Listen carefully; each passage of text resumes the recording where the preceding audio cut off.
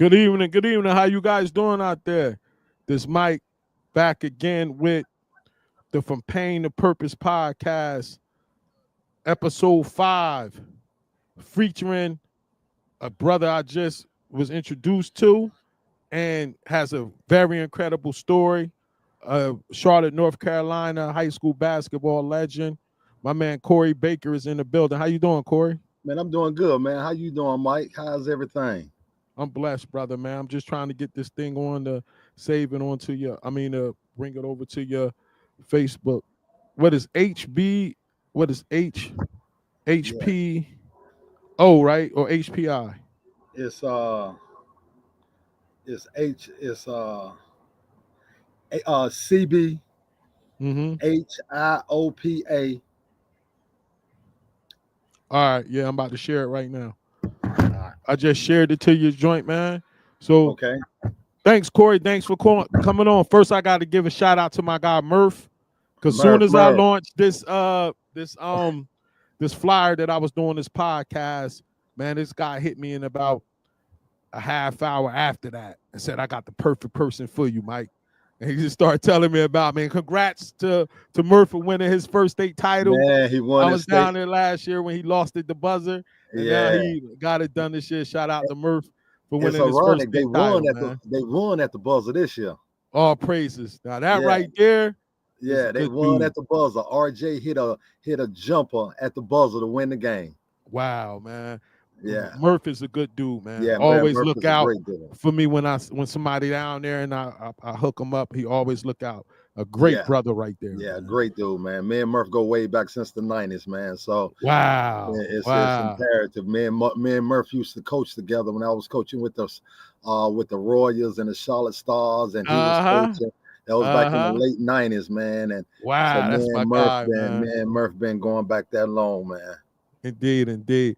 So Corey, tonight, man, we're gonna go on your journey, man, and let's start off, man. Talk about how it was growing up in Charlotte, North Carolina, man. What Man, was your early experiences? well, growing up in Charlotte, man, it was a time, man, where I come from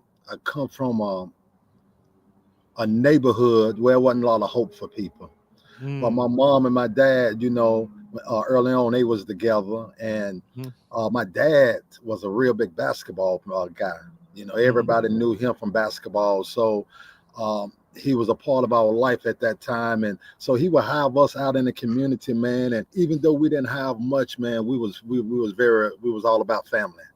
My mm, mom, she a hardworking woman and just go make ends meet, man. And we did a lot of moving around from neighborhood to neighborhood when I was going. So I was able to get out in the community where people knew me because I lived almost in every neighborhood.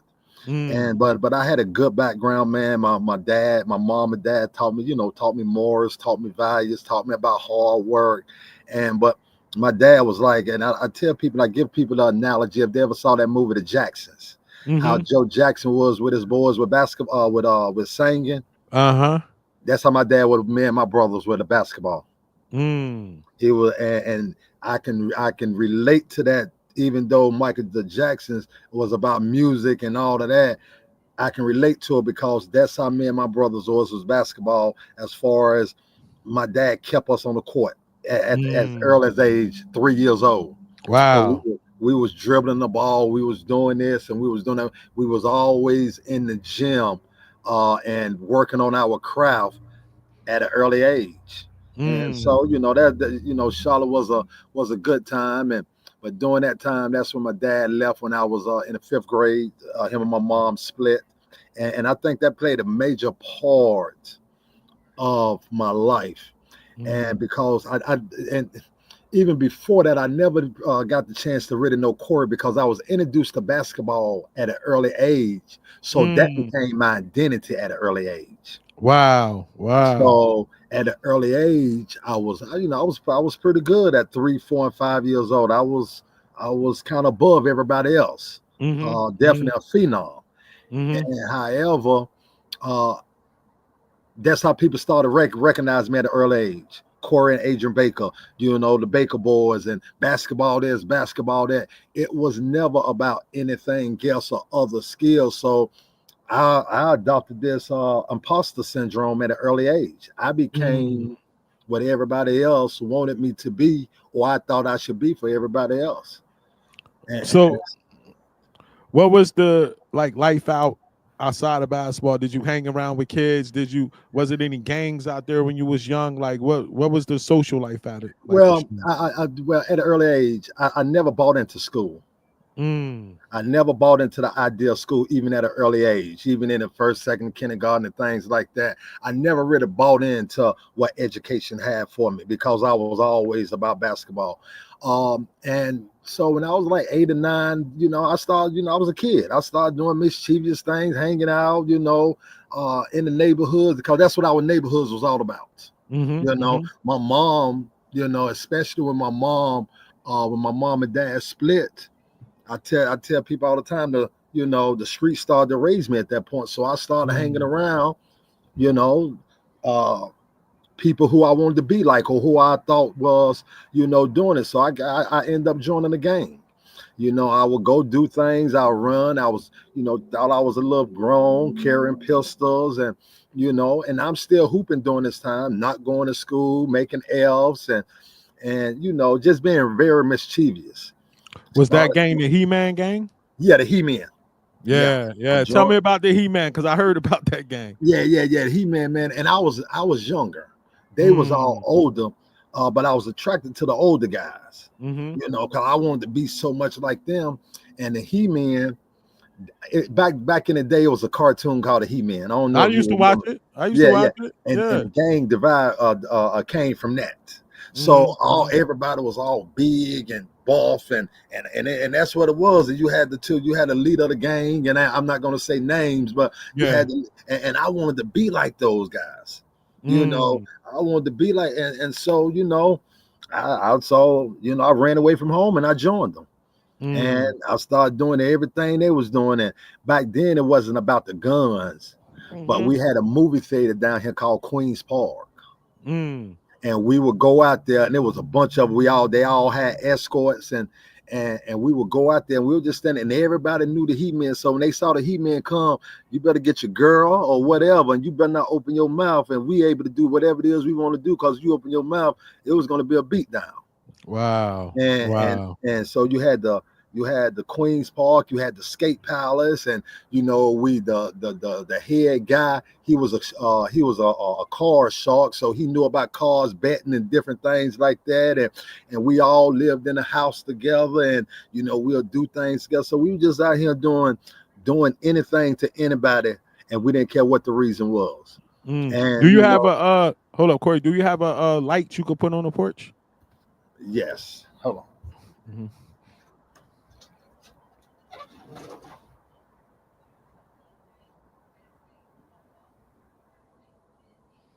Mm, mm, mm, mm, mm.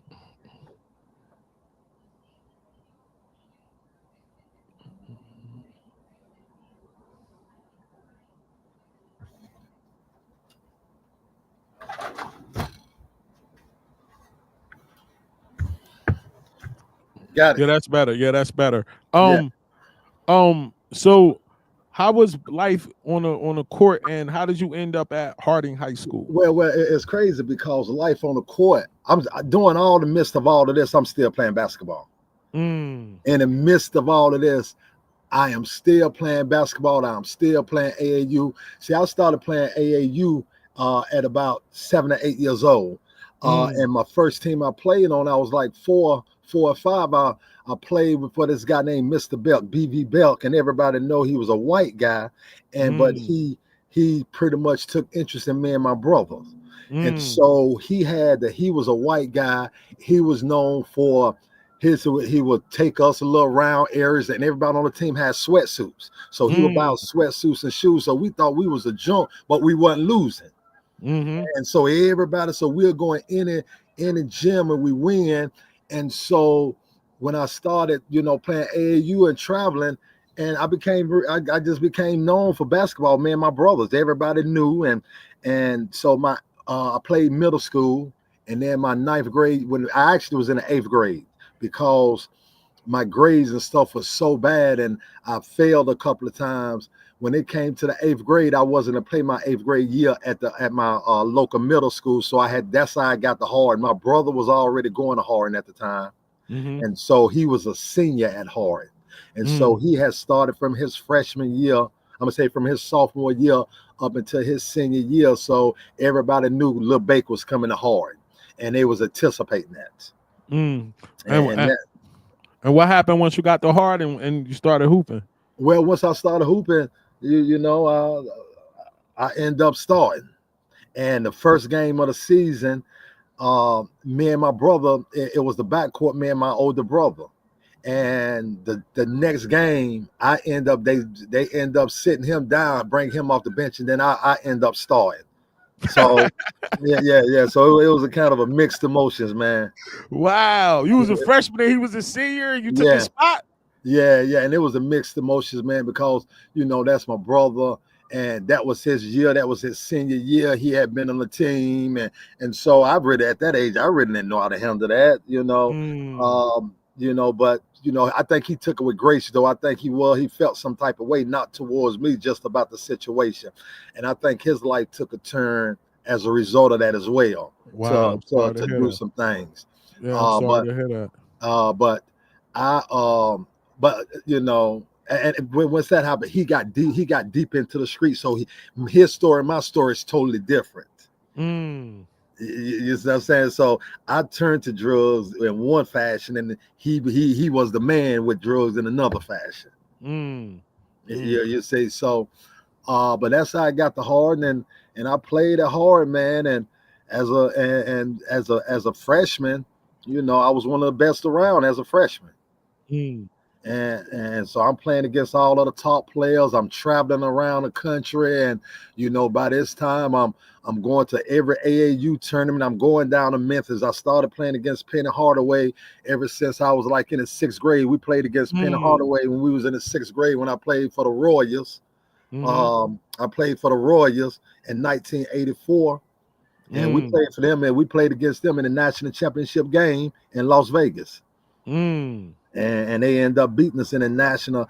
I played against Lee Mayberry and all of those guys. So Wow. yeah, You saying some names now. Then you ended up going to Providence Day School. How did yes. you get over there? Well, I got the Providence Day because when I was at Hardin, I still stayed in trouble. Mm. By this time, I got a pass. I got history. I done been back and forth to jail, Mm. stealing cars, possession of marijuana, driving without license, just all kinds of things. I'm running the streets. I'm smoking weed real hard. I'm getting high every single day off weed. I'm thinking I'm a ladies' man. I'm just doing whatever it is um, that I need to do to survive. My mom working two or three jobs, so she did the best she can, and because she had to put food on the table. Mm-hmm. Well, go back to the white guy that I was telling you about, BV Belk. Mm-hmm. BV Belk, he always was a part of my life. He always was a part of my life. Now, uh, he a rich he a white guy. He pretty much owned everything. They talk about him as the real estate tycoon. He's actually a billionaire now, Mm. and so he treated me like I was one of his kids, and his kids went to Providence Day. Providence Day, all white kids. It's a private Mm. school. So he put me in Providence Day because he wanted to get me out of that environment and put me over there thinking that things was going to change, Mm. thinking my behavior was going to change. My grades weren't worth a nickel. So put me in a situation where where I can be successful. But if you don't change your mindset, I don't care where you got, geographical change don't matter. Mm-hmm. Mm-hmm. I can go anywhere, but if I still take my mindset with me, it's still going to be that. The results are still going to be the same. So that's what I did when I got to Providence Day. When I got to Providence Day, I'm a sophomore, Mm-hmm. but my drug use went up because Mm. now I'm in a different type of people. That's when I started smoking cigarettes, and now I'm doing things that the white people do. Mm. I'm from the project. Them getting high and us getting high was totally different. They showed me All some new things. facts. He said they showed me some new They things. Yeah, showed me some new things, and yeah, the bong, and they got yeah. cars, and they got Hmm. this, and they doing this. I'm with the white girl, so I'm living a different type of lifestyle, and I'm living a Heck and a Jekyll type of lifestyle because now I still got to go hang with my boys in the projects who don't have the opportunity that I have. Now they talking, they mess with my little schoolboy. You ain't know about a little Uncle Tom and this and that. So I'm doing everything to try to keep my ghetto pass from getting revoked. Wow. So I got to Wow. do what they do. So I'm never fitting in. I'm not fitting in with the white people because I ain't on that level. I'm struggling academic, and then I can't even go with my own people that get support because now they don't have the opportunity that I got. So now naturally they're gonna say something slick at the mouth about that. Wow. So I'm fighting Wow. hard to try to prove my worth to them. Wow. Then you Yeah, kept on this journey though. You kept hooping, and then you ended up at the spot. the Mecca, How did you get to Oak Hill Academy? the Mecca. How I got to Oak Hill, man, when I was a sophomore. Again, things didn't change at Providence Day. Mm. I did the same thing. You show me your friends, I'm gonna show you your future. Mm. So I still was hanging around people. I'm not gonna say they were bad guys. However, the things they did wasn't indicative on where I wanted to go with my life. Mm-hmm. And so I'm still getting in trouble, man. I'm still running the streets. And so Mr. Belk, we looking for a school for me to go to get out of Charlotte. Now I was supposed to go to Fork Union, Mm-hmm. okay, and I was supposed to go play at Fork Union, and but I got back in my 10th grade year, back in 1985, the Royals when I was playing for the Royals, Rod Seifert. Mm-hmm. I don't know if you know that name or not. I know that name. Rod Seifert. He picked between South Carolina and North Carolina. He picked the 12 best players to play the Russians. The Russians was coming over here to the United States to play 12 games and Mm. travel around in 12 cities and play. Well, they was coming to Columbia. So Mm-hmm. Rod Seifert picked the top 12 players from North Carolina and South Carolina to play in that game. I'm a sophomore. Well, I get picked to play in that game. Now, Mm. remind you on that team, you had Everett Sullivan at Louisville, Mm-hmm. Chris King at Mm-hmm. um, Wake Forest, Derek McQueen went to Wake Forest, Mm-hmm. Peter Fouts, JoJo English, Joe Rat, you just Stanley Robinson. Wow. And so all of those guys already had signed Division I scholarships. Mm-hmm. And so I got picked to play on that team, man. And that was the first time in my life I didn't start. Mm. I was a sophomore. How I'm a star before Peter Faust and all of that, and Joe Rat and all that. However, I got in and I played. And at the time, Tubby Smith was the assistant coach for Coach Felton at the University of South Carolina. Wow. And so after that game, I played, and for that next day, I had the opportunity to go visit Oak Hill. And as a result of this game, and I went up to Oak Hill, and my choices were between Oak Hill and Fork Union. Mm. Well, Fork Union was military, so every time you walk across the flag, you have to salute the flag and this and Mm-hmm. that. Mm-hmm. Well, Oak Hill had girls, even though it's in the Mountain Woods of Virginia, it was a no-brainer for me. And at the same time, I knew the history at that time of Oak Hill. Even then, I knew about Ross Scricken. Mm-hmm. I know Scrick was the man, and I knew he had came from Oak Hill. And Oak Hill was just building the name. Even at that time, Oak Hill wasn't the Oak Hill that people know it as today. Wow. It wasn't because this was like 80, this was like 86, 87 and thing. Now they got a little name, but they just starting to build. We at that time they hadn't even had their first number one team. It wasn't my group was the first number one team, Mm. the 1990 group. However, they was building and they had a name at that point. But once I left, then that's when they really just started doing some things. Well, let's check you out up at Oak Hill. See what's going on.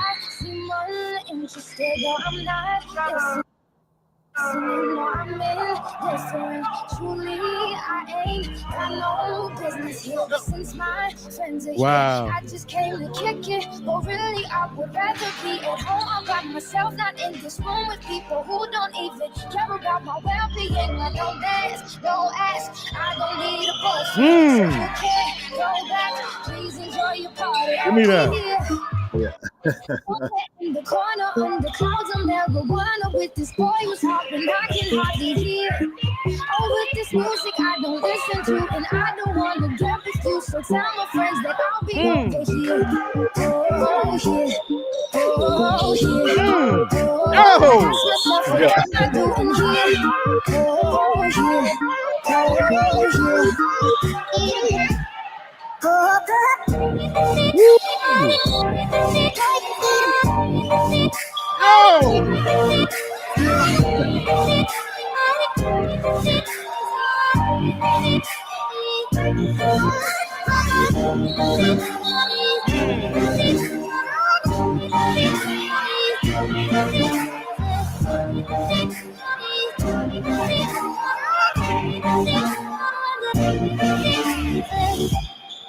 And I can't wait so we can break apart the healing. If I seem a little unimpressed with this, an antisocial pessimist, but usually I don't mess with this. And I know you need only the best, and our intentions are to bother me. But honestly, I'd rather be somewhere with my people. We can kick it and just listen to some music with the message. And we'll discuss our big dreams, how we plan to take over the planet. So pardon my manners, I hope you'll understand that I'll be here. Whoa. Yeah. Whoa, bro. Great Herb moment, told me man. you was nice. I ain't know it was like that though. I'm Yeah. being honest. Like, dudes be saying people be nice, but nah. That's the kind of point guard I miss. I don't really see kids playing like that. Nah, they nowadays. because they guys, well, you know, they want to score and different things like that. You Yeah, that notice, was different. you Yeah, notice that was everything that was about getting everybody into it. that was a great blast from the past. How was the competition there and like Oh, tough, mm, tough.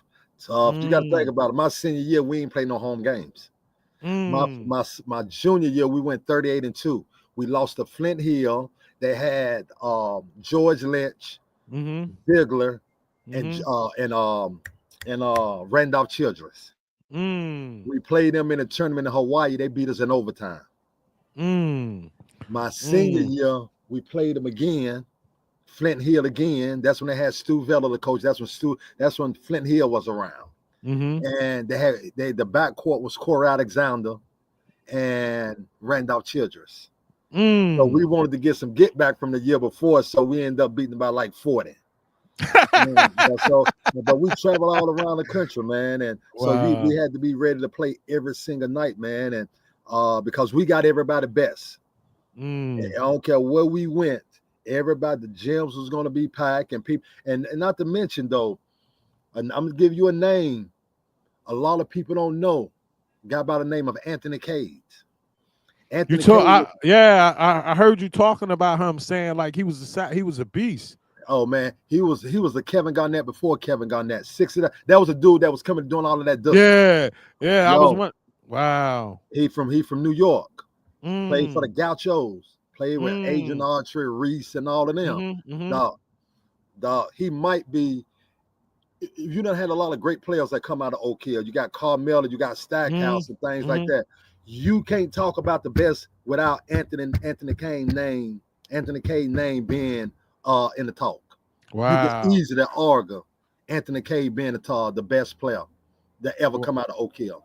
Wow. So what I saw back then, Kentucky was on you with Rick Pitino at the time. Yes. And how did that recruitment go and what happened? What made it fall through?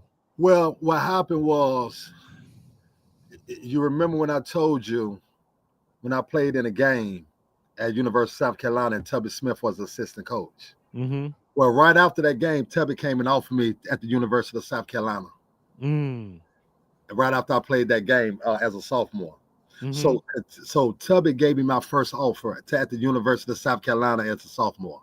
And so when he went to Kentucky and he came in, it was kind of a no-brainer to me on where that I wanted to go to Kentucky because I felt that what Tubby did, giving me my first offer, I trusted Tubby.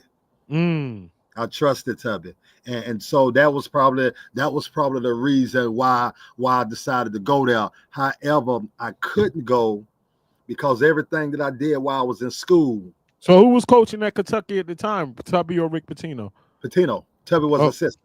Oh, Tubby was his assistant. Yeah, Tubby was his assistant. Okay, now all right, go ahead. Now go ahead. But everything that I did at the time when I was in school, growing up, now the lights on, now it's time to shine, and I couldn't shine. Because when I wasn't doing things academically and getting F's and doing this and not taking my education important, my grades always suffered. Now, when I went to Oak Hill, my grades was good because I ain't have no other choice but to go to class. You live on campus. So naturally my grades, but taking standardized testing, I couldn't do. And I got like a 400 on the SAT. Wow. And because I never took education for important, I didn't learn study habits. I didn't learn things that I needed to learn, the basic things, what the education brings. I missed all of that. And so that's how I fell through with Kentucky, because once I didn't get a 700, deal off the table. And I still could have went to do Prop 48, but I was like, Prop 48, I still would have had to pay and different things like that. My first year, I would have had to sit out, and I was just like, yo, I'm not doing it. Do you regret not doing it? I do. Well, you know what? Let me take that back. I done did some crazy stuff. I don't think I regret it, because my life is what it is today because of all of the horrible choices that I made. Indeed. Yeah. Indeed. And so I'm not gonna beat myself in the butt and say, oh, I regret this, because even if I went, who still know how I would have turned out. If I would have went, maybe I went to the higher level, then maybe I would have killed myself because of the other stuff that I was doing. Talk about it. Wow. You see what I'm saying? And so later I came to terms with my path was my path. And I made some choices that led it. However, God brought me through. And so, because even though I came out, I didn't have to come out. Had I went to Kentucky, I would have been on a higher stage. So that means my actions would have been more devastating. Indeed. I get it. Yeah, I get it. And so, but that allowed me to get other experiences at Shawan College. How did you end up going to Shawan Junior College? I had a couple of guys I played high school baseball with that ended up going there too for baseball before. Yeah. Shawan, one of the top junior colleges around there. Coach Bob Burke. Nate McMillan had went there. And Coach Burke at the time, Coach Burke was the number one winningest coach in North Carolina, and that was including Dean Smith and Coach K. Now, Coach Burke was the Bobby Knight of junior college basketball. When I tell you he was like Bobby Knight throwing chairs, but he broke your game down, and he stripped you of your game, but he give you a whole new game. And so that's probably one of the best coaches that I had, man. But how I got there, I came home during spring break from Oak Hill. Coach Smith was we was talking about me going to Connor State in Oklahoma. But I came home to visit. I came home for spring break for Oak Hill. Rod Seifert already had hooked up a visit to Shawan Junior College. And so I went there on a break and I signed while I was there. And I just felt comfortable just with Coach Burke. He was a hard-nosed coach. He was a very hard-nosed. But he was fair, and that was the first experience one of the first experience at that level. He cared more about me as a person than he did a basketball player. Was your ego hurting? The fact that you was playing in these places, sleeping in these kind of dorms. I don't know their facilities, but I know it wasn't like Kentucky. No. You get what I'm saying? Like, no, how did your ego How does your ego handle all of that? Well, again, looking back on it, because we got a big ego, especially I had a big ego. I thought I was better than that, and I conducted myself that way.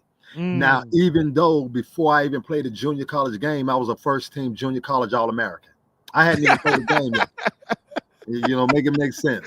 I hadn't even played it. I hadn't even played. So they just saw you at Oak Hill and then they just made you a Well, first team junior college All-American? Again, because I was a McDonald's All-American.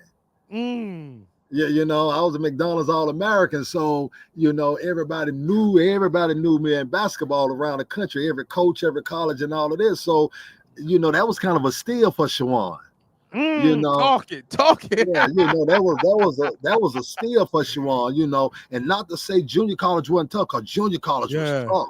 Yeah. And so, but I was a junior college All-American because you had guys in junior college, and you still do today, that could have went to in the top Division I school and been a man. All facts. For whatever situation and circumstance, they was in my situation. But Indeed. any one of us could have went to that next level and dominated. And so I thought I was better than that, but at the same time, I said, well, I still got to do work, because this still real basketball right here. But I think that Shawan was a life changing for me though. Now, I was already, even when I was at Oak Hill, I was already snorting cocaine. I started snorting cocaine when I was like 14 and 15. So I had went from smoking weed at the age of 10. Now, by this time, I done been back and forth to jail and all of that, but I'm also snorting cocaine. So the whole time I'm at Oak Hill, I'm snorting cocaine. And, I'm snorting before games. I'm snorting on the road, and we go in Texas. I'm snorting in Texas. There was a time when you can carry cocaine through the mail, through the airport.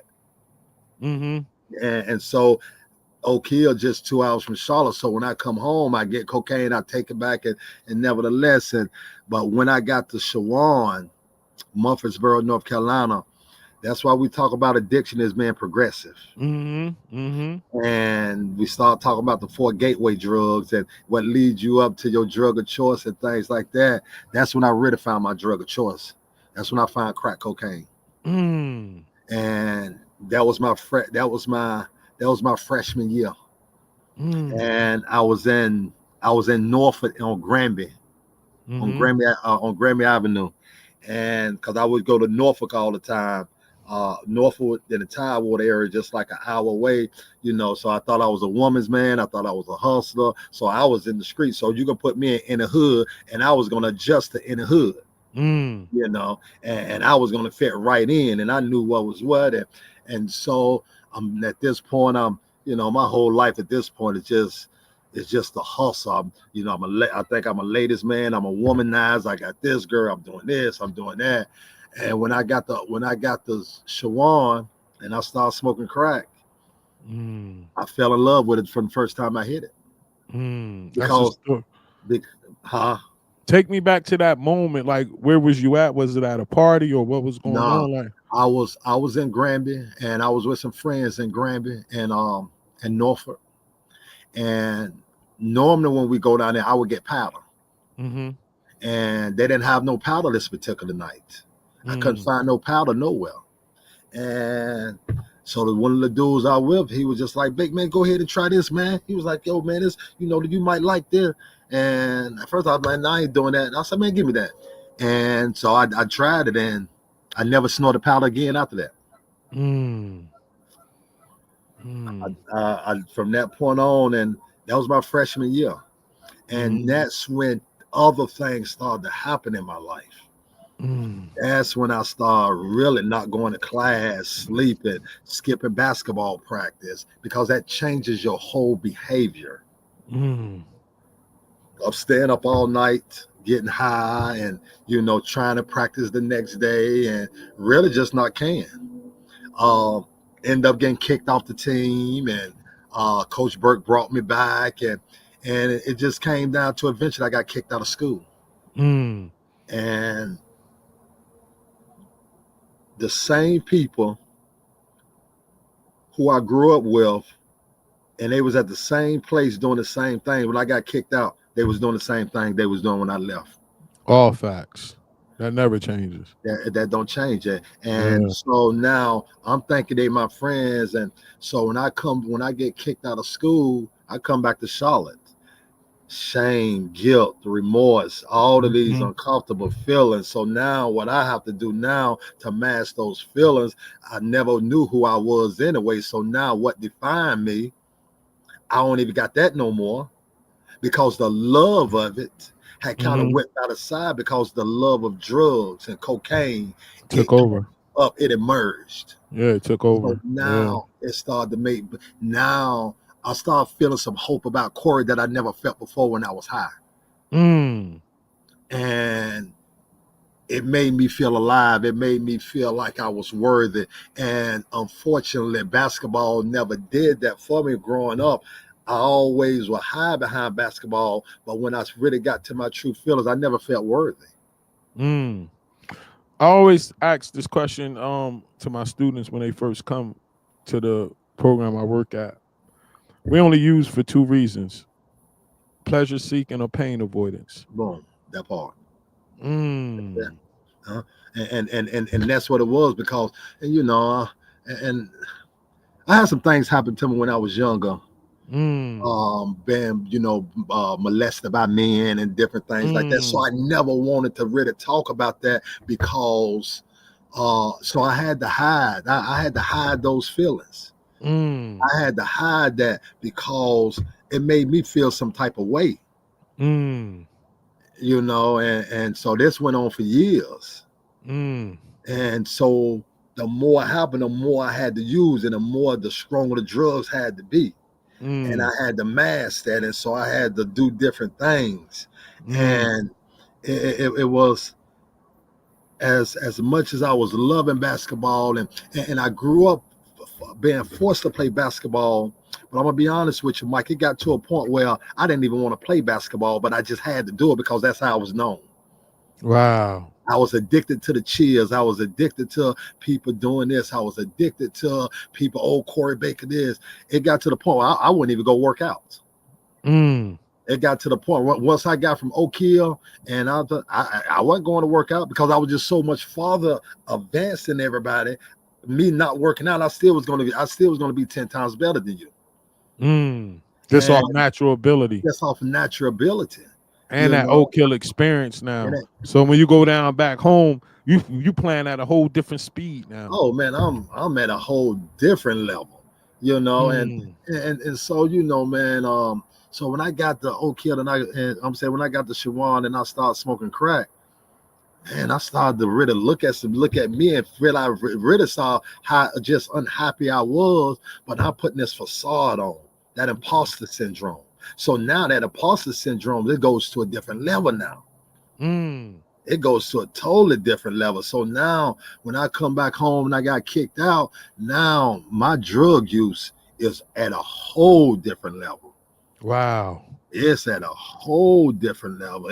I'm getting in trouble. I'm still going back and forth to jail. I'm getting high. I ain't working. I'm living with girls. I'm just using people like I was a human tornado, just running through their lives. And I ain't even playing ball no more. I ain't even playing ball no more. I'm just down here in Charlotte. I'm just wilding. And it's crazy because even though I was kicked out of school back in 1992, that's when I had the opportunity to go to the University of Alabama. But my grades were so bad at Shawan. That's when James Robinson had just left the University of Alabama and got drafted by late. He left early. Well, they wanted to bring me in as a point guard. But I couldn't go because my grades were so bad. I didn't have the right. My grades so bad I couldn't even get into Alabama. And again, another missed opportunity. So what I had to do for that disappointment, I had to put the stem to my mouth again. I had to put the stem to my mouth. And now I'm feeling like I'm a failure. I done let everybody down. So to offset those feelings, I had to stay high. 100%. I had to stay high. 100%. 100%. You know, now because people ain't looking at me like they looked at me no more. They looking at me, Corey Baker, the junkie. So with all of this going on and you at this spot, how do you end up in Hawaii?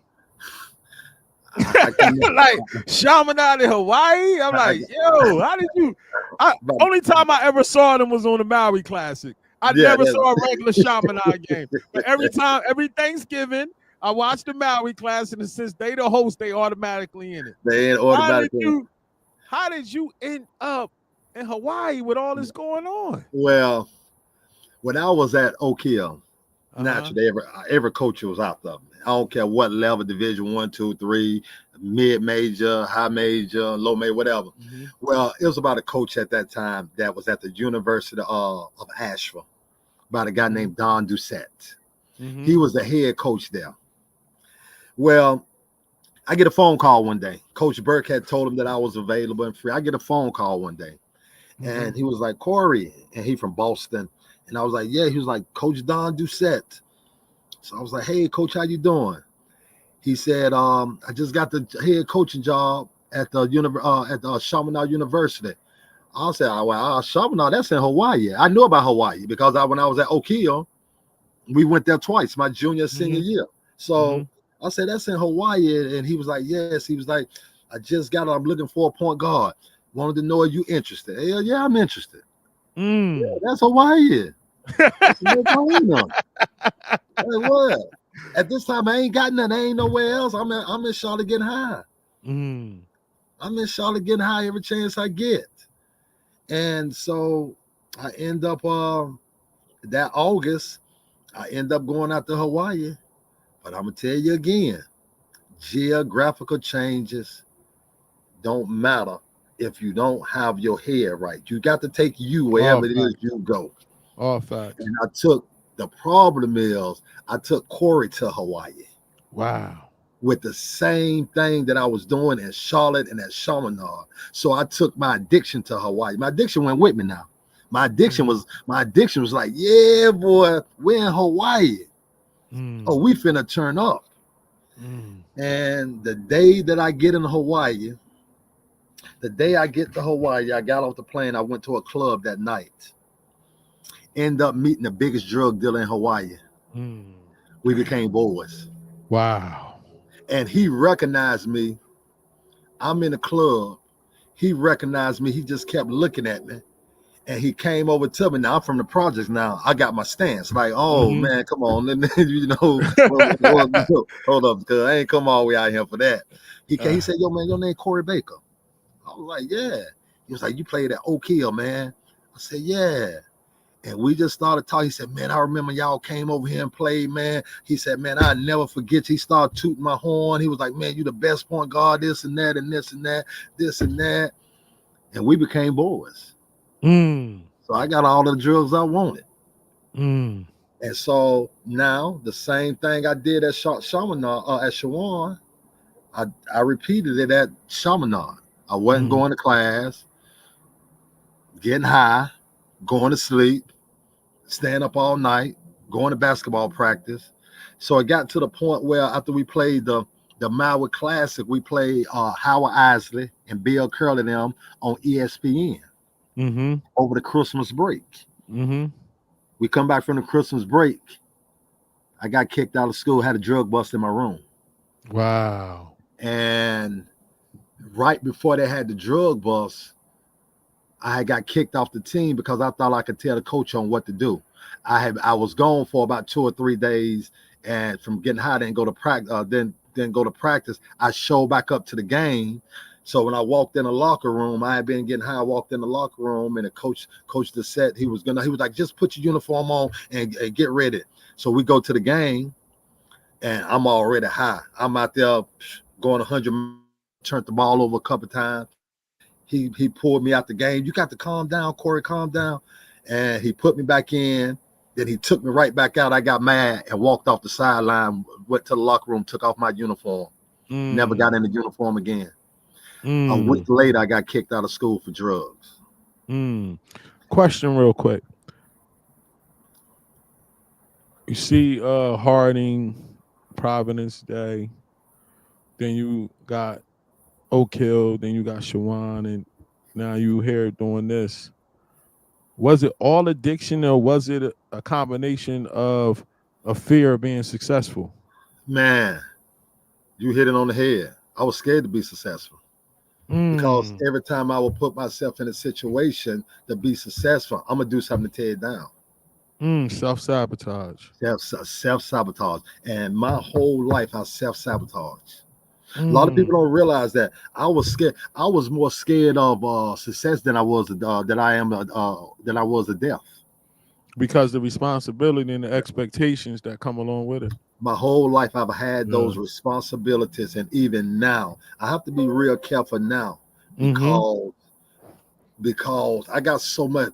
It just seemed like everybody looked for me to do everything, and that's how it always been. I had the Mm, responsibility and even the pressure of everybody always saying, "Corey Baker, you're going to go to the NBA." So mm-hmm. now that pressure came to making sure my family are financially well and financially Mm, set. That fine, and even though my mom and my brothers and they never put that on me, that what I felt because I felt like everybody expected so much for me for basketball. So when that didn't happen, I actually was relieved. mm. Deep, So it was it was deep, it was easier for me to get high. So now nobody ain't got no responsibilities out of me. Now deep, you can't expect deep. nothing out of me. Yep, So I don't have to live up to nobody else now.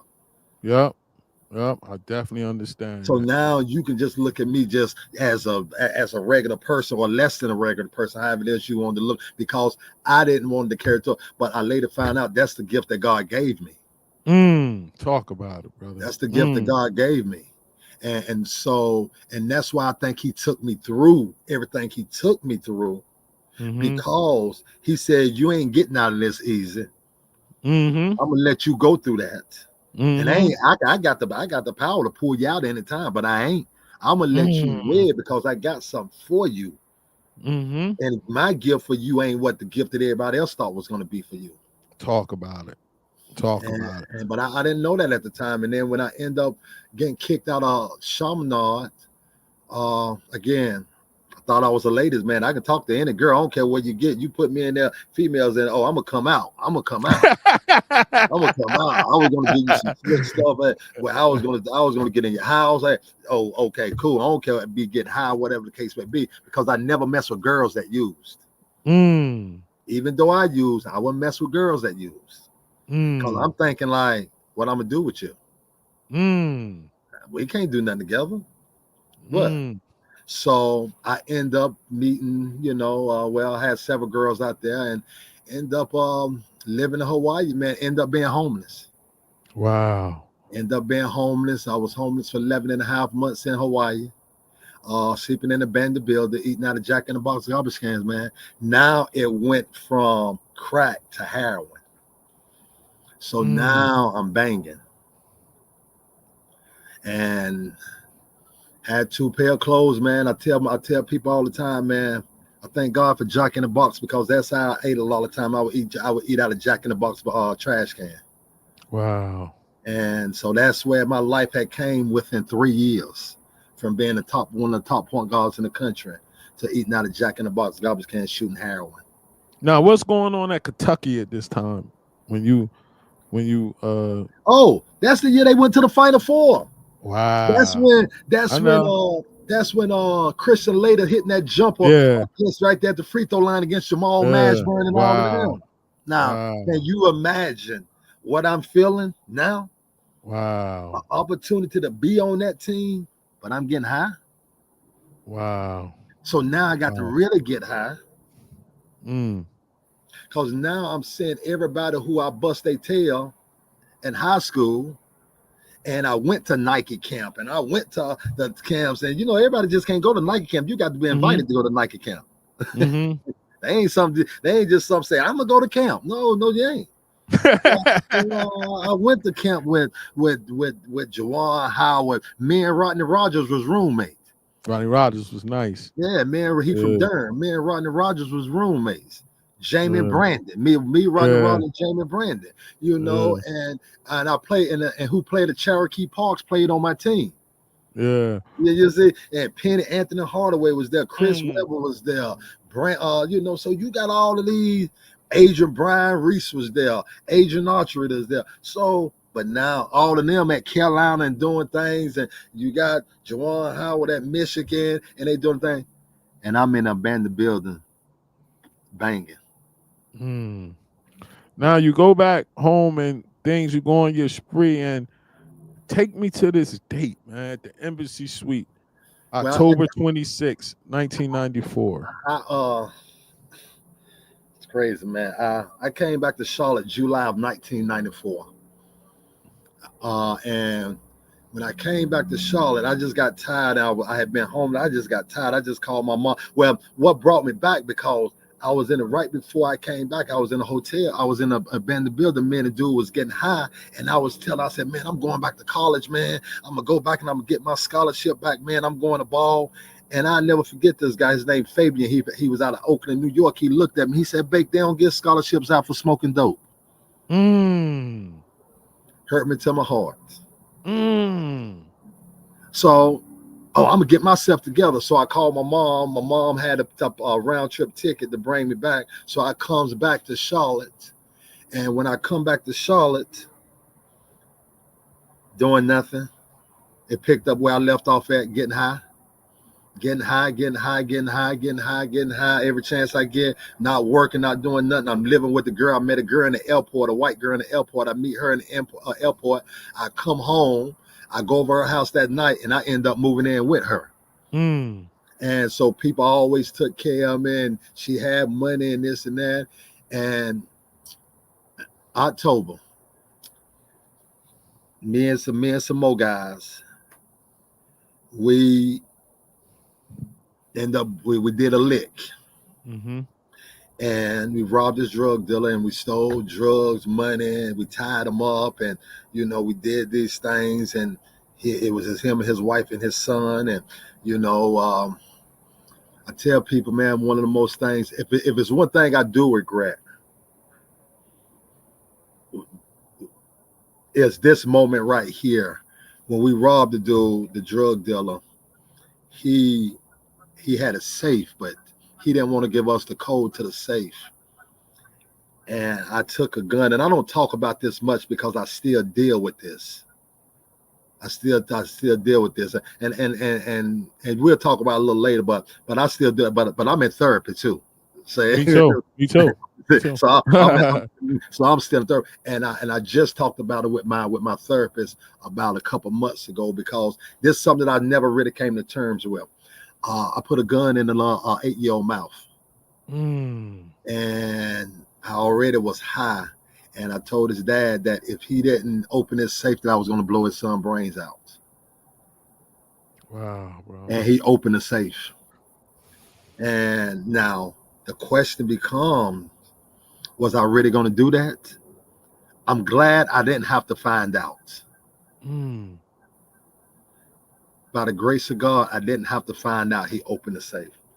But we went and got a room at the Embassy Suite, and I was in that hotel room for 2 weeks straight getting high. No bath, no sleep, no nothing. Just getting high. We had girls in there. I'm smoking crack. We shooting heroin. You know, we freaking. We just doing everything that goes along with the game. October 26th, about 5:30 in the morning, man. God spoke to me, Mike. He spoke to me in a way that he never spoke to me before. And when he spoke to me, he brought my whole life back in before me. I'm sitting on the couch.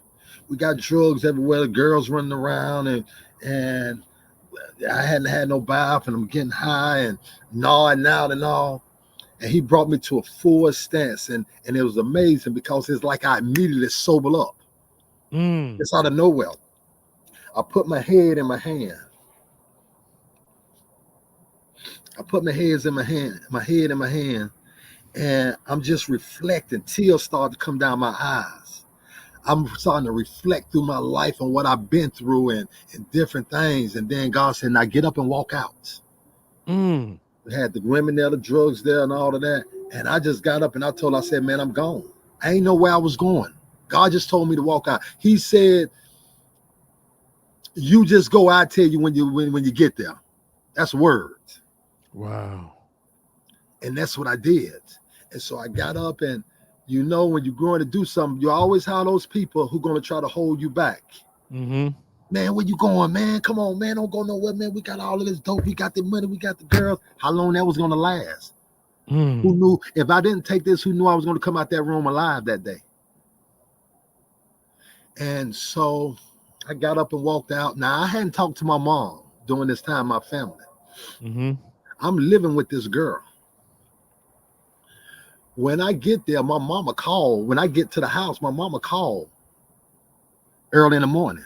And I'm like, this before cell phones. Mm-hmm. Mm-hmm. So I answer the phone. And when I answer the phone, she said, good, you home. I'm on my way over there. What's she coming for this early in the morning for? It's like Wow. 6:30 in the morning. She come, and when she come in the house, she looks at me and she said, Corey, only thing that I'm gonna say, I know what's going on, but do you want help? Mm. Look at She the didn't, Most High. she didn't criticize me. She didn't say you did. She said, I know what's going on. Do you want help? We busted out and started crying. We prayed. Here's a hit. The hit is she already had an assessment set up for me at a drug treatment program. Now, she didn't know that I was coming home, and I didn't know that she had an appointment set up for me for that day at 8:00. But the Most High did. He orchestrated it. 100%. So 100%. she already had an appointment at 8:00 that morning at Amethyst Treatment Program on Sharon Road West in Charlotte, North Carolina. I went to that assessment. Mm-hmm. And when I went to that assessment, they said, well, we're going to do outpatient. I said, oh, I don't know what this recovery thing is about, but excuse me if I'm wrong. But outpatient means that I can go home. I come and then I can go home. He said, yeah. I said, I can't do that. Mm. I can't do that. I can't do that. I already knew. I knew I couldn't make that. I knew I wanted to change, though. I didn't know how. I knew I wanted to change. And Well, was that the first time in your life you was totally honest? I was totally honest Wow. on anything. Because I had never been honest with myself. Indeed. I told myself, and that's the thing, we get mad at everybody else for mistreating us and doing things to us and lying to us. But hell, we do it to ourselves the worst. 100%. You know?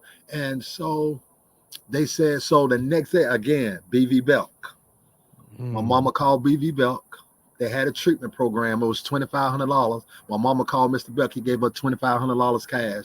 Said, go get him some help. Took me to a treatment program called Hope Valley in Mayberry, North Carolina. If you ever know about Mayberry, you know the TV show Bonnie and that's a real place. It is like real talk. Wow. That's why I went to treatment at. Wow. That's why I went to treatment and I went up there, man. I was in there about 30-something days. It's a 20-day treatment program. I was in there about 30-something days because before they can actually put me into the part with everybody else, I had to get withdrawal for heroin. Mm-hmm. Detox. And yeah, they had a detox about for heroin, and so they had to have a nurse around me the whole time. And I had to do the same thing for alcohol. Yeah, and so and that was before I can even get into the sitting in the class because I couldn't sit in the class. I couldn't do none of that stuff. And so that was the first time I figured out in my life basketball is what I did, is not who I was. Wow. And that's when I started figuring some things out about life. That's when I started things, and I ended up going to treatment, and that's when I was introduced to Alcoholics Anonymous. And so, but even when I got out of there, I said, I can't go back to shop. I'm scared. So I went to an aftercare program called the Dealworth Center. I did that for 6 months, going three nights a week, and still going to my AA meetings. The day I came home, I went to an AA meeting. I got a sponsor. You did the thing. You And did then the I thing. Yeah. got and then once I got a sponsor, and then I was still going to 3 days a week. Now at this point, I'm 23 years old, Mike. Had never had no job.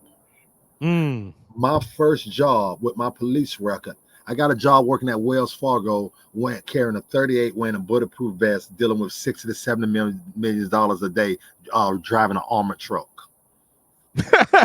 Wow, look at the Most High. Make it make sense. Yeah, that was my very first job, man. Wow. Did that for 6 months. Mm-hmm. Then get a phone call, another opportunity to go back to college. Pfeiffer University. Got a call one day because everybody knew and I'm thinking the people who judge don't matter, and people that matter don't judge. And so I'm thinking the people who really care about me, they embraced me on what I was going through. They was happy for me. Big man, we love you, man, and this, that. So I had a group of guys by the name of Byron Dinkins. I don't know if you know who Byron Dinkins is. I don't know him. Byron Dinkins played at UNCC, one of the best played for the Rockets, made a career overseas, one of the best basketball players that ever come out. So he older than me. And a guy by the name of Joe Badgett. Him and Byron was good. Well, Benny Moss was assistant coach at Pfeiffer, where they played with Benny at UNCC. And so they knew I was trying to get back in school. And so Benny called me, and they offered me a scholarship to Pfeiffer University. So that was the first time I did something right in my life, where I worked and I gave my job a notice, and everybody at my job was supposed to was happy for me. Because I wasn't even supposed to, with my police record, I wasn't even supposed to get that job over there at Wells Fargo, because of dealing with what you're dealing with. They got so many things. I wasn't even supposed to get that job.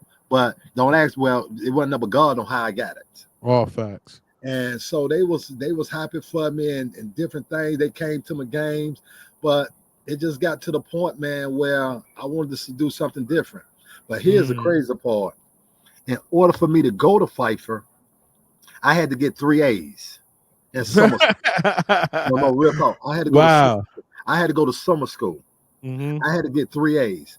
Here's what Benny Moss told me. That's why I got so much respect for Benny. Benny was a long-time coach at Coach to Carolina, but now he was there for about 12 years at Coach to Carolina. Justin Gray just took over for him last year. But Benny said, I just got married. You could come to Pfeiffer and go to summer school. I live in a 1-bedroom apartment on campus. You more than welcome to sleep on my couch with his new wife. But here's the hit. I had to get 3 A's in order to be eligible coming for the upcoming year for them to give me the scholarship. Now, I've been telling myself positive affirmations. I don't learn how to talk positive to myself. I can. You know, if you think you can, or if you think you can't, you're right. I'm saying all of this stuff. He asked me, do I think I can get 3 A's? I said, yeah. I ain't really believe I could, but I'm saying I could. But that's when I found out that I was reading on the 3rd grade reading level. Wow. And so this whole time I'm going through life, I really couldn't even pronounce syllables or do anything. And his wife tutored me every morning before I went to class. And I ended up getting 3 A's. Oh, and when I graduated Pfeiffer, I graduated with a 3.5 GPA. From that point, I never made another C in my career. I made A's and B's. Wow. And then that afforded me to go back and get my master's. And then I was like 5 classes, but during the time, it might be more now. I went to a doctoral program. I was 5 classes away before I moved to Fayetteville in 2008. And that's when I left. I dropped out of school at University of South Carolina for my PhD because I took a coaching job in Fayetteville at E.E. Smith. But You know, so from pain to purpose. And that's how, going through all of that pain, I was able to figure out my purpose. Mm. Then you started getting into the coaching in the AAU, Yeah. and you And started out when you went back to the Charlotte. You was coaching with the. Take me through that whole phase of your coaching up till you got to with Bam, and and Dennis. Dennis Smith. Yeah. Well, what got me there, man, was again, because when I came out of Pfeiffer, I had an opportunity to go overseas, Mm-hmm. but I ain't like basketball like that no more. I didn't want. I wanted basketball on my own terms now. The working out and things like that. Well, I took a job at a place at a halfway house down here in Charlotte called Hope Haven. It's a recovery house. I took a job as a main clinical director. So now I get deep into recovery.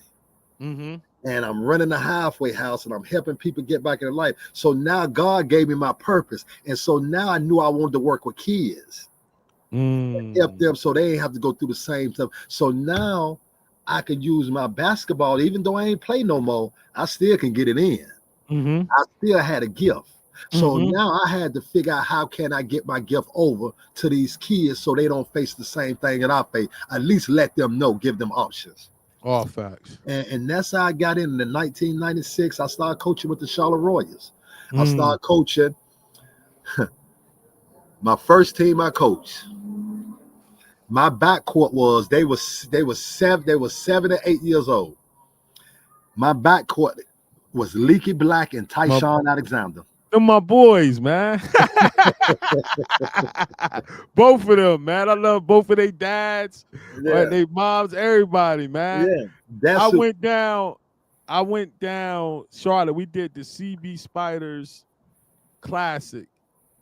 I did a tournament with them in Charlotte. That's when I learned that no matter what, y'all eat coleslaw on everything. I'm down there with them and they got hot dogs with coleslaw, fish with coleslaw. Baby. I'm like, they like, where the slaw? I'm like, what are they talking about? I'm like, y'all really eat coleslaw on everything. On everything, baby. We put that stuff on everything. like that red hot sauce. I had a ball down there. Man. And that was my backcourt. They were 6 and 7 years old. That was my first team, man. And we was one of the top AAU teams in the country. We actually came in 4th in the nation that year. We lost to DC Assault. We lost to DC Assault, the game to go to the championship game. And as they had Reggie was the coach and all of that. And so they had all of those players. And so we was tough. And that's how my basketball career. And so now my AAU team, this was even before Kevin Graves came apart. Therefore, this was even for CP3. And so now my basketball career came and my teams came, everybody to measure up their team. They wanted to play us, engage against us, because now I was about, let's do this thing different. I don't care about playing around here. Let me take my guys on the road. So we would go to play in the DCSR, the MIT tournament in Maryland. We'll go play in the Cincinnati night tournament. We'll go. Yeah, that was jumping too. Yeah, we'll go to Atlantic City and play in a tournament up there. We'll go all of these. What team you had in Atlantic City? QCAA. That's when I had this dude called a boy. That was my tournament. I thought that was your tournament. You don't even remember. I thought that was your tournament. When you had Big, what's the name? Yeah, I had Raekwon Long. Yeah. I was talking to you, texting you all crazy. We used to be. I was like, who this dude sending me all these text messages with all this? What's the name? Yeah, Big. Yeah, that was your tournament. Yeah. Oh, okay. I had Matt Morgan. Matt Morgan playing in the NBA with Cornell, and so that's what we was about. See, it's amazing how all of this come back full circle. Oh, praises! Yeah. Wow. Wow. So we did it, man, and I just got deep into it, man, and so now I'm one of the top AAU coaches around, because coaches, I'm meeting people, I'm fellowshipping, and so we traveling and doing things. And back in 2008, I got an opportunity to coach in high school. Well, I already had coached in high school before that. I coached at Providence Day. I was assistant coach at Providence Day from 2008. I'm gonna say from 1998 to 2003. Okay, I was a head JV coach and assistant varsity. So, but now I got a chance to move to Fayetteville and coach at E.E. Smith High School. And I was a school counselor. And so I did that. And once I did that, I get the opportunity to go to leave E.E. Smith and be the assistant coach at Fayetteville State. And so I was assistant coach at Fayetteville State for about 2 or 3 years. And I love college, but I said I want to get back in high school. So I took a job as an assistant coach with a good friend of mine at a school called Village Christian in Fayetteville. And won a couple of states, and we did some things. But in 2015, I got the opportunity to be the get back coach in high school, to be the head coach at Northwood Temple. And that's how I end up getting that, and end up being one of the top teams in the state. And I pride myself of always helping kids get into college, coaching and getting to college and helping make decisions and different things. Well, with this squad I had Josh Nickelberry. I had John Michael Wright, who went to Oklahoma. I had Micah Hewitt. You might remember Mike played with the Spiders. I know you're talking about. Micah Hewitt, shooter. I had Emmanuel Bates, led the ACC in block shots. I had Ian Steer. Ian Steer dad is the #1 bodybuilder in the world, 6'10", went to state, ended up transferring to St. John. I had another 7-footer, Big Frank. We was tough. And Coach the other year got beat in the Final Four that first year. Got beat in the Final Four that first year. But you're never immune from situations. Even though I'm clean and I'm doing this, I'm still really don't know who Corey is. Because even though I'm doing all this now, I'm hiding myself behind basketball. I've hid myself around going to school to get an education. I've hid myself around all this success. I done coach Dennis. By this point, I am coaching with Team Loaded with Ty White. I got Dennis and Bam, and they treating us like we were like they was like rock stars, dog. I ain't never saw nothing like it before. Them two guys right there, when they went on that Adidas circuit, to this day, and we got some ballers out now. I haven't seen anything or anybody be treated the way that those guys was treated from the standpoint by their peers. It was unbelievable. Now you being in seeing Bam is Bam, he was 6'8" or that size ever since he was young. I remember covering him in 6th grade. I know, right? Dennis Smith Jr. was ridiculous on a high school level. Yeah, even he was ridiculous in middle school too, though. Yeah, and you seeing how he's progressing. What jewels did you try to put into him so he wouldn't end up like you? Well, he had a solid base. Okay. His dad wasn't going to let him do that. His dad, he was raised by his dad. Okay. He was raised by his dad, and his dad was at every game. His dad, Coach Wilford, his dad did everything. You wasn't getting the Dennis without his dad. Okay. And see, here's the hit. You had another guy that might have been just as good as Dennis. You had two guys out of Fayetteville. You had Quay Parker and you had I remember Quay Parker. Quay Parker had crazy ups, and JJ. Yeah, and JJ. All of them. See, Dennis' dad. What was JJ last name? Hold up. I forgot. JJ was like a wing, right? Yes. Yeah, I remember him. Yeah, I remember him. He was a pro. Yeah, Murph was working with him. Murph was doing some stuff with him too. Yeah. He was nice. He was nice. Yeah. And so Dennis' dad, pretty much that all of them was prodigies of Dennis' dad. And that's how they came. That's how they got known, because they came down to the States. Some boys from Fayetteville when they was in the 6th grade, and they was throwing out-oops and dunking it. Man, they shut the. That's how Kevin Graves found. That's how everybody found him. And then that was during the time that I moved to Fayetteville, so I was able to build a relationship with them. And you know, man, and so tell me about the story. I heard of something that y'all had a big game when you had to sit Dennis Smith Jr. down. Yeah, man. I do my research, man. I do my research. We was in Texas. And when we was in Texas, man, he was late to a team meeting. Now every game we played, it was like standing room only. Every coach, every player, and all of that. Well, he was late to a meeting, and we was having a team meeting, and then it wasn't just my decision. So I wanted that was great. So his dad was on the coaching staff with us, so all of us agreed upon it. Man, we had to sit him because he was late to the meeting. And so when it came game time, we had to make a point to let him know, you the leader of this team. You need to be here. You need to make your responsibility is as a point guard. And what you get, you got to make sure everybody else be here. So you got to be on time, and the team got to be on time. And if you want everything to come with this road, you as the leader of the team, you got to be willing to accept that. And so we set them first quarter, and then everybody was looking like, I don't need no looking. And it was crazy because we went in overtime that game. You know what I'm saying? But my thing is, I'm always, because of where I came from, what I did, I don't care. I don't love basketball as much as I love teaching kids about how to be successful in life.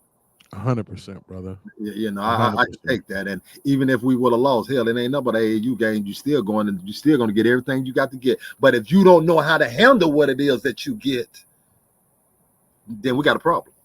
You're gonna have some serious problems. Now let's fast forward a little bit. Take me to the situation that ended your tenure at Northwood.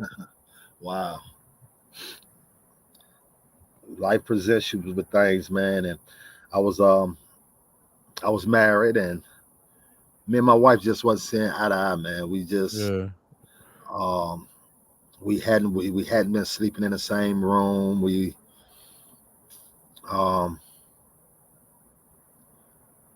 Life just wasn't. I'm dealing with some mental issues, undiagnosed mental issues at the time, and life was just lifing at that time. And I'm coaching, and I'm traveling, and I'm really not putting no time in my family. I got a daughter. She's in the 9th grade now. She was 7 years old at the time, and I'm gone every weekend, and and really not. I'm gonna be honest, and I'm gonna take ownership. I'm gonna take ownership for me. I really wasn't being the husband that I needed to be. And I can get on here and say, well, she this. No, it ain't had nothing to do with her. It was my inability to do what it was that I needed to do. And I wasn't being the man or the father or the husband that I needed to be. And she felt some type of way, right, wrong, going different. Now, whatever it is that she was dealing with, the thing there, I could say that it was a thing she did, but I can't count hers. I got to count mine. Accountability. This particular day, man, I was coaching at Northwood Temple, and it was December the 17th, 2017. It was on a Saturday. We had just had a game that Friday night. Now, remind you, we ain't doing no communicating for like the last year. Only thing we communicating is about my daughter. And and on December the 17th, 2017, I woke up that morning, and she came in the room, and she said, you need to go get the Christmas stuff out of storage. I got a 7-year-old daughter. My daughter loves Christmas. And I was like, all right, I'm going to go get it. And I had a game that day. And my daughter was doing dance at that time. If you know anything about dance, it's worse than AAU. Is that travel dance, and that's 100%. And so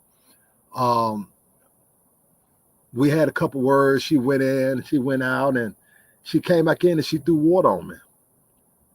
And when she threw water on me, I took a book, and I was reading a book by Coach K. I took the book, and I threw the book. And when I threw the book hit her. And my daughter ran to me. It was like, Daddy, you okay? You okay? And I was like, yeah, I'm okay. And so she was like, come on, Kate, and that ain't your effing daddy. And I lost it. And I didn't put my hands on. That's when I threw the book. And so when I threw the book, she was like, yeah, I got you now. I got you now. So I'm thinking it's done and over with. She leaves. And when she leaves, she to take my daughter to dance. Now I'm at home all day by myself because I had a game that night. About 4 o'clock, she come in the house and she had her dad with her.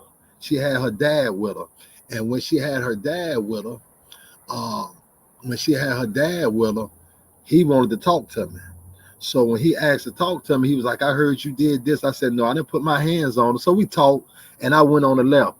Well, that night, when I got home, the sheriff came to the house and she had went down there and took out a restraining order. And when she took out the restraining order, they made me leave the house. And I had a court date on that Monday. And so when I go to court on that Monday, and the judge extending the restraining order for 45 days. So on that Tuesday morning, I get a call from the AD saying that I am no longer the head basketball coach at Northwood Temple. I did not know that they had an article in the Fayetteville Observer. Another friend of mine called and told me about, he sent me the article. That's how I found out the article was in there about me assault my wife and all of that and all of that. So Northwood Temple didn't even give me the opportunity to explain myself or anything like that. And they fired me. Wow. They fired me. What's going through your mind at that moment? At that moment, man, at that point, I'm at my darkest moment again. So now I had my own counseling company there. So naturally, when that hit the paper, I lost a lot of my clients. Wow. I lost a lot of my clients. So now I am dealing with mental issues. I goes into a real big depression. And I had to go. I was in a hotel for 45 days. So that was the first Christmas I would go without my daughter, the first New Year's. And so now I am right back where I started in 1994, miserable. And so now I'm going through this. And I come home February the 1st, but I still wasn't happy. Me and her was said, because now you call the police on me. Yeah. I ain't got no job. I can't work because, I'm doing counseling, but nobody, people pulling out. Got my own counseling company.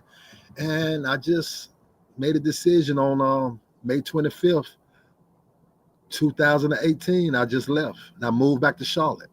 I moved back to Charlotte. And when I moved back to Charlotte, man, and from that point on, my life went downhill.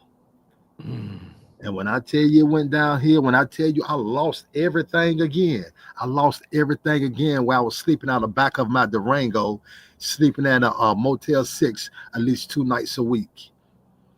And when I had moved back to Charlotte, I wanted to be closer back to my daughter in Fayetteville. So I said, well, let me move back to Fayetteville.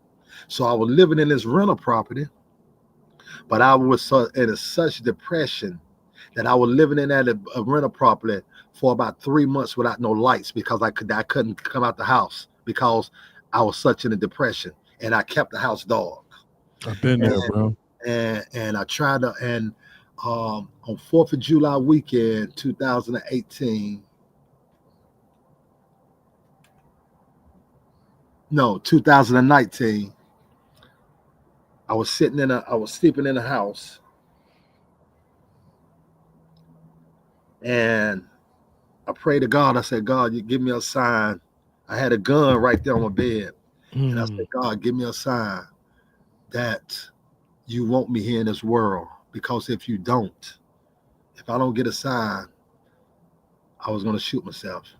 And about 12:30 that night, this was about 11:30. And about 12:15, I get a phone call from a guy that I went to school with, that I went to Shawan with, and he had got my number some crazy way. And I'm sitting in there in the dark with the gun, And he looked at me. He said, Bake, I just want to tell you, man, I'm clean and sober because of you today. He said, I remember in Mm. 1996 when you got clean and you came back to Shawan, you were looking so good. You encouraged me. I went to college because I wanted to be like you, and I'm married today. Oh, praises to the Most High. God told me, man. I said, God done did it again. Now, my car was in a garage because I didn't have no gas. So I hadn't moved it the whole day. That night I got up, went and checked myself into a mental hospital at Cape Fear. Stayed there for 14 days. Mm. And I got out, but I still couldn't get traction. End up losing a place because I still couldn't go back to work. Now, a good friend of mine, he had a tree company, to go by the name of Kenny Haywood. He had a tree company. So he would pay me $40 a day. I would go eat at with the homeless people at a place called Inasmuch in Charlotte. That's where they feed all of the homeless people. So I would go there every morning and eat breakfast because that was the only meal that I was going to get throughout the course of the day. So now I'm in that situation again, man. And I did that, and I would go work with Kenny cutting down trees. And I had never did no work like that before. Now I'm cutting down trees. I got almost a PhD, been a basketball coach, done did this, done did that. But I'm cutting down trees, making $40 a day. From about 8 o'clock in the morning to about 6 or 7 at night in the hot sun. I would save some of, then I tried painting. Then I would save up some of my money, and I would get a hotel room at the Motel 6 for a couple nights. And other nights I go sleep in the back of my Durango in a park. And I did that, and then I end up moving to Lumberton with my aunt. And when I moved to Lumberton with my aunt, and still just my life still just not on track, man. I'm not mentally healthy. I'm having all kinds of thoughts. I'm thinking about getting back into addiction, and my life. I'm thinking about killing myself. My life just I ain't got basketball. I ain't got nothing, man. And then I lost my brother, February 28th, 2020. Well, December the 15th. 2019, I lost my aunt. A month later, I lost my brother, my youngest brother from cancer. So I came back to Charlotte, and when I came back to Charlotte, my that was during COVID. We had the funeral on my brother on the day we had my brother's funeral on March the 6th. That next week is when they shut the country down from COVID. And so I ended up staying in Charlotte. Ain't have a job, living in my mama bedroom. And once I did that, man, I started working with my brother. My brother got his own pressure washing building, pressure washing houses. Yeah. So he taught me that. And so I'm still struggling in life, man. I'm still miserable, still going through a depression and so God just give me little moments where I can come up some. I can come up and start feeling good about myself, but it will always be a setback because I'm always dead. 6 months later, I lose my oldest son. He passed on a fentanyl overdose. Oh, brother, I did not know that. Yeah. And so now I'm gone. What's used to live, I ain't living no more. My life done went from this. I done lost everything and everything. And so once I did that, man, I got back into counseling. An associate of mine called me. I had just met him, dude by the name of Sherrod McCormick.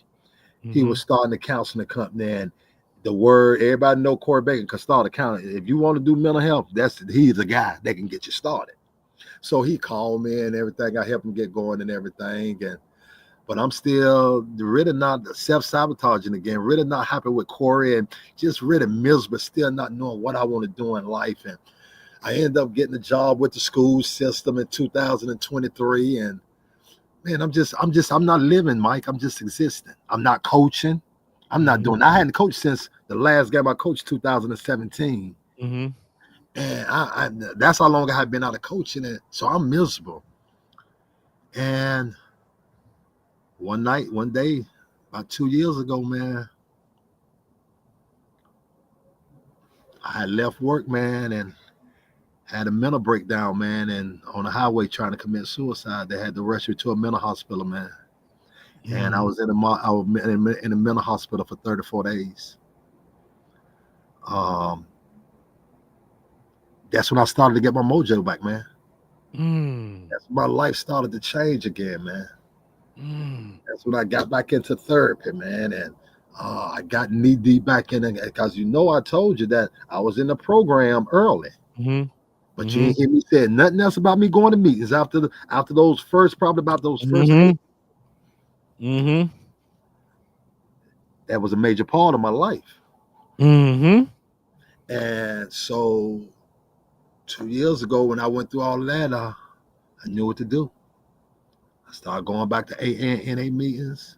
Sponsor starts getting that stuff, got me a therapist. So now I'm start dealing with that core stuff. So when we start talking about that 5th step, I ain't that bad. I ain't that bad, man. Yeah. That they said I am, and this and that. And so that's when my life started to revolve and come back around. And then that's when I get the coaching job at Harding. Back home at Harding. That's how and turned it full circle, man. And the job came open, man.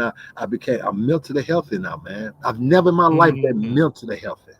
The first time that I'm mentally healthy and that I have peace. I've never had peace. Never had peace. How long? I know for me, like, and I sent you the story I went through and everything. Yes. You went through a lot of sudden tragedies, especially like your son and things like that. Yes. I know for me, one of the toughest things was being able to understand that, like, I had that fear that, because when I woke up that morning, I was planning to go to work. I didn't know my life was going to be upside down. I didn't know I was going to find her dead that morning, right? Yeah. How long? So after that, once everything was done and I got sober, it took me a while to be comfortable not worrying about what's coming around that corner. Yeah. Like how happy I was at times, it didn't last because I always thought I'm too happy. Something about to come and mess somehow this that up. That pending doom. Yeah. Like, how long did it take you to be comfortable with? Because I had to pray to God a while for him to give me the strength to accept good things. Yes. For a period of time. You get what I'm saying? It's funny you say that because I'm still doing that.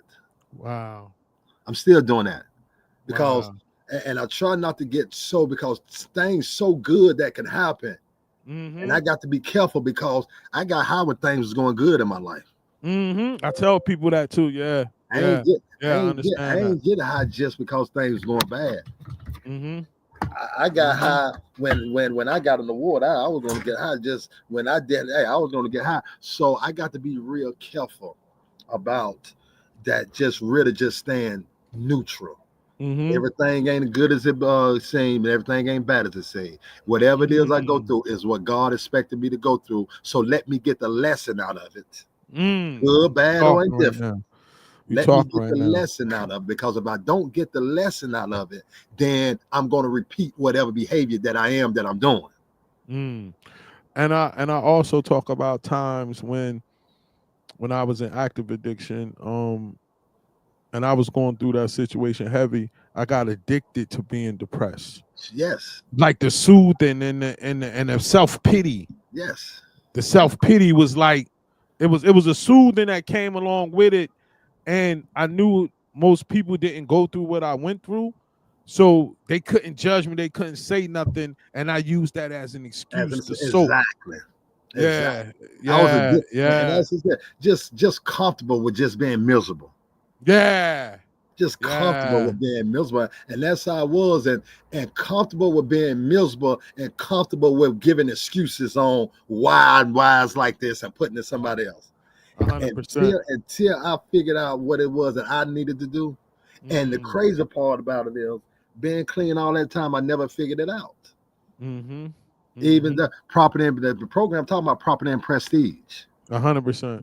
And so I thought that if I get $1 million, I ain't using it. but not equate my happiness didn't come from money, because once I got the million and I got all of the money, then I got to the top mountain. I'm like, damn, now what? Facts.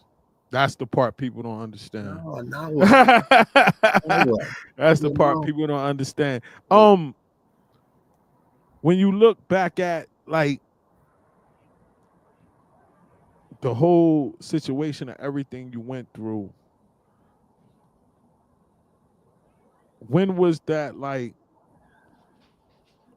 when you finally faced the trauma that helped you get that release? Like, how was awkward was that? And like, give me that point to where you knew, like, all right, I'm facing it, and now I'm on the other side of it. Well, it wasn't awkward for me. Actually, it was a relief for me. Mm. I wasn't even, it wasn't awkward for me, man. I was just so relieved because I thought everybody was going to judge me, number one. And Mm-hmm. they figured out who Corey really is. Mm-hmm. Because I've been living this imposter, so I've never lived my own life. It was a blessing to meet Corey Baker when I went to that Mm. man. It was a blessing. Oh man, that was a good joint too. I hope he could get back on, but we was on for an hour and 35 minutes, but the flow was just going so good. Hope he could get back on. At least we could close out. Maybe his phone probably died, or I think somebody might have called them, because that usually happens when somebody calls you. They zone out. But we coming to the conclusion anyway. But this was definitely a deep from Pain to Purpose podcast. I'm looking forward to some more guests coming on to bring us this type of content, man. Corey did good. I hope he hit me back so he could come on and we could finish this out. At least let him give his shout outs to the people that he want to that helped him along in this journey. And this the type of content that I'm really trying to get into now. So these stories can help not only him, but help other people out there that's going through different situations, and letting people know how God can help them. And the main thing is really looking at that trauma and getting through that trauma, man. It took us we had some issues getting on here the last couple of days, but I see now the adversary was trying to stop him from being able to get on here because, oh, here you go, he's back. Here you go, brother. Okay, sorry about that, man. My phone, I had to go get my charger. I know I said we was on for an hour 40 now, so Yeah. I just wanted to take us home now. I wanted to couple questions. One is, how has this whole journey impact your relationship with God? Oh, it's increased it, man. Mm. One thing about it, man. One thing I do know now. A lot of time, even before we say we believe in God, but we want to give God what it is we want Him to have, Mm. and then say, "Well, God, I'm gonna give you this and that, but I'm gonna keep this. I'm gonna work this out." Mm. But I am learning, and some days better than I'm learning to Facts. put all in God's hand, because I'm not perfect and I do good, but He quickly get me back on focus. And I'm not perfect, because I don't, I'm never going to be perfect. Mm-hmm. However, God is doing a work in in my life today that, uh, and the reason why I do it, not that He never did it before. I'm allowing Him to do it now, because I'm allowing myself to follow Him and not do it Indeed. myself. And so things starting to happen, and good things always happen. But now I can really enjoy, because I'm mentally healthy now. Mm. Mm. Now, in closing, I always let people give some shout outs to the people that you feel was really there during this whole journey to help Corey Baker find Corey Baker, man. Yeah, yeah. Oh man, my family, man, Mm. my family. My daughter, with my kids. My mom, man. I can't speak enough about my mom, man. My Yeah. mom, man. You know, when I tell you that's unconditional love, man, a mother's 100%. love. Yep. I don't care what it was. I don't care what it is I go through. Okay, what it is. At my darkest moment, my mama will always been there to keep your head up. You don't walk with your head down. Mm. Even in the midst when I was wrong, she correct me, but she still loved me. And she Mhm. didn't turn her back against me. Well, you did this, but no, it was never that. That's a true meaning and definition of a mother love, man. And so my brothers, man, and I got some friends, man. My coaching staff, man, at hard, man, they keep me grounded, man. Mm. And just the mere fact of Harden just giving me a chance because I lost the guy that probably mean one of the most thing the mean the most to me, a guy by the name of Clarence Johnson. I lost him last year. Clarence was one of my first coaches from New York. I'm a Kappa because of him. I coached basketball because of him, and now I'm coaching his grandson. Oh, praise. And so that's full circle. So I got a group of guys here in Charlotte, man. They just pull for Corey Baker, man. Mm. They just pulled Malcolm Sanders, Paul Stoney. The list can go on. My coaches Keon, Anthony Mora. Mm-hmm. You know, Anthony Mora is one of my assistant coaches, played in the Mm. league, and Mm-hmm. so Richard Moore. It's just my principal, Johnson Scott. It's just so many people that just supports me, man. And my AD real big about saying, babe, I need you to take the ball. You need a mental health day. Mm. I don't need you to come to work tomorrow. You good? Don't worry about it. We got everything. Mm. You know, Mm. he'll tell me to go home and take that in a heartbeat. And I appreciate that, man. And the final question, I promise this is the final one. Was it any tough amends you had to make and any difficult forgiveness that you had to give? The toughest one right now, I haven't even made it yet. Because it's Mm. so tough. Mm. And that's to my daughter that's in the ninth grade right now. Mm. And I'm getting around to it. And that's something that I'm going to have to do this summer Mm. because I left when she was 7 years old. Mm. My other kids, I've been a stable force in their life. Mm. I went to all Mm-hmm. of their events. My daughter played volleyball. And because of everything is not on a up and I ain't gonna say not on the up and up because me and her mom, you know, Yeah. it is what it is. It causes conflict with my Mm-hmm. relationship with her. Not to say that she's wrong, I'm wrong, whatever. It's just a situation that I got to figure out a way to correct. Mm. I'm not gonna put it in her hands. Me as the man, I got to figure out a way and go to God to give me the script to correct that situation. And for whatever it is that she's still feeling, making amends to her for that. And that's just kind of been difficult. Yeah, I understand. I understand. Only thing I'm gonna tell you in that situation is um that feeling that you feel when you're making those kind of amends, that awkward feeling inside, that's the growth. Yeah. That's when we growing in that moment. It hurts. It makes you feel that queasy, like Yeah. being on a roller coaster and Yeah. this and that, but it's that growth. And the second thing is it ain't about how she responds. Not your daughter. I'm talking about The mama. Exactly. yeah. You just gotta clean your side of the Yeah, street. and that's what it is. You That's gotta what it is. clean your side of the street. So Corey, man, I want to thank you for coming on. You know Thank what I you. mean? And I want to thank your daughter that was over there for fixing the joint for us Yeah. so we could do this tonight. And I gotta give another shout out to Murph. Yeah, for Murph. putting this together, man. You know what I mean? And this joint is a classic. So I'm gonna send it to my app as soon as we get off the phone so I could get the clips. And I'm gonna be flooding your joint with highlights from this joint, man. So Okay, I definitely appreciate it, man. Hey, thank you so much again, full circle. Cause I knew you. I was like, I yo, know man, I that's was what looking we used at to you, do but together in school, when man. you said, yo, how is big fella doing, man?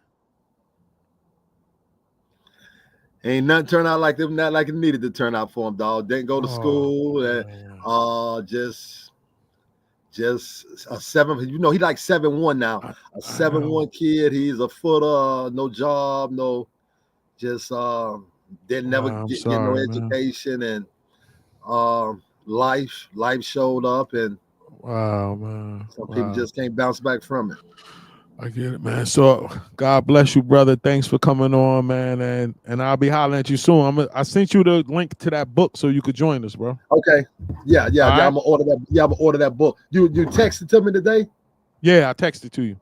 Yeah, Okay, I'll text take you a look the at it. link. Okay. All right. Okay. All right. God All right. bless you, brother. Shalom. All right, man. Thanks a lot, man. You have a great night. You too.